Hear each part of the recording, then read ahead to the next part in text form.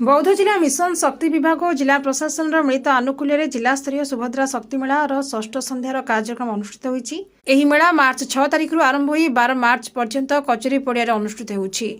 एही उपलक्षे मोट 120 स्टल खोला जाइतला। लक्षपति दीदी और स्वयं सहायक गोष्ठी मानक पई डेमो स्टल खोला जाइछि।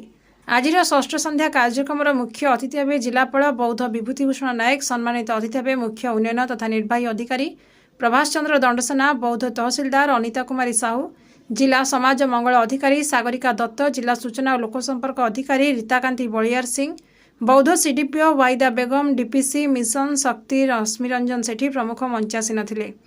सुभद्रा माँ माने प्रदीप प्रज्वलन पूर्वक कार्यक्रम शुभ उद्घाटन करथिले। एही अवसर में सुभद्रा माँ मानक मध्यरु सुलोचना साहू, बासंती मेहर, तपस्विनी मेहर, मिनती साहू, नमिता मेहर निज निज अनुभूति बखाणिथिले एवं प्रशासन पक्षरु सेमानंकु संबर्धित करा जायतिला। संध्यारे बंकापड़ा उपरा विद्यालय, संबलपुरी नृत्य, सीताराम कला अनुष्ठान, संबलपुरी भजन और राजस्थानी डांस, प्रणाम, बौद्ध आदिवासी नृत्य, सुर मेलोडी, सुवर्णपुर कलाकार सांस्कृतिक कार्यक्रम परिवेषण करथिले। ए कार्यक्रम आरंभ में वंदे मातरम संगीत परिवेषण करा जायतिला।